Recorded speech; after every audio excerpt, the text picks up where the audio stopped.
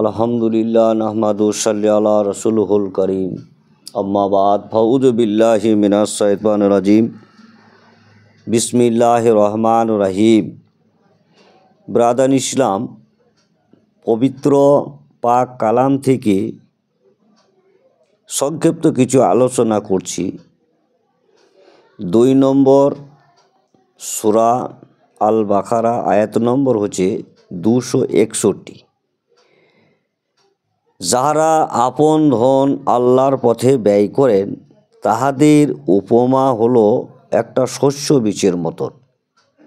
আল্লাহ রাব্বুল আলামিন বলছেন, যারা নিজেদের ধন নিজেদের অর্থ যারা আল্লাহর পথে যারা ব্যয় করেন তাদের একটা শস্য বীজের মতন, যা থেকে 7টি শীষ জন্মায়, প্রত্যেকটা শীষে থাকে 100 করে দানা, এবং আল্লাহ রাব্বুল আলামিন যাকে ইচ্ছা বহু গুণে বৃদ্ধি দান করেন।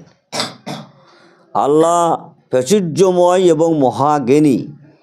যারা আল্লাহর পথে আপন ধন ব্যয় করে এবং যারা ব্যয় করে তাদের কথা বলে বেড়ায় না, যারা দান করার পরে যারা কথা বলে বেড়ায় না, ওই দানের বদলে কাউকে খোটাও দেয় না, তাদের পুরস্কার তাদের প্রতিপালকের কাছে আছে। তাদের কোনো ভয় নেই এবং তারা দুঃখিত হবে না। যে দানের পর কষ্ট দেয়া হয় এবং তার চেয়ে মিষ্টি কথা বলা এবং ক্ষমা করা হলো উত্তম। আল্লাহ রাব্বুল আলামিন অভাগ মুক্ত, পরম সহনশীল।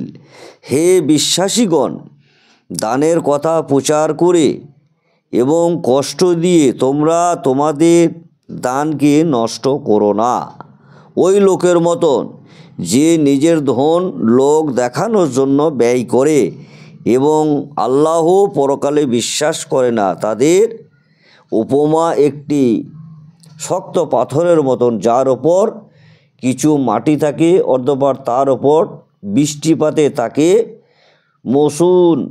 মোশন করে দেয়। তা ব্রাদার ইসলাম, এই যে আল্লাহ রাব্বুল আলামিন তিনি দান সংক্রান্ত কথা 261 নম্বর আয়াত থেকে 264 নম্বর পর্যন্ত তুলে ধরা হলো যে দান এমন একটা জিনিস, যদি আমরা আল্লাহ রসুলের মহব্বতে যদি আমরা কাউকে দান করে থাকি, তা আল্লাহ রাব্বুল আলামিন বলছে দান হলো একটা শস্য বীজের মতন, যা একটা শস্য থেকে, একটা দানা থেকে 100 শস্য উৎপাদন হয়। অতএব আল্লাহ রাব্বুল আলামিন তোমরা আল্লাহ রসুলের মহব্বতে দান করতে থাকো এবং দান করে তোমরা কাউকে খোটা দিও না এবং তোমরা একে অপরের কাছে তোমরা বলে বেড়াও না। যদি তোমরা দান করার পরে কেউ যদি মনে করো কেউ খোটা দেয়, তাহলে কী হবে, সেটা দানের বিপরীত হয়ে যাবে। তাই দান এমন একটা জিনিস যে আল্লাহ রাব্বুল আলামিন বলছেন তোমরা আমার মহব্বতে এবং ভালোবাসাতেই তোমরা দান করতে থাকো।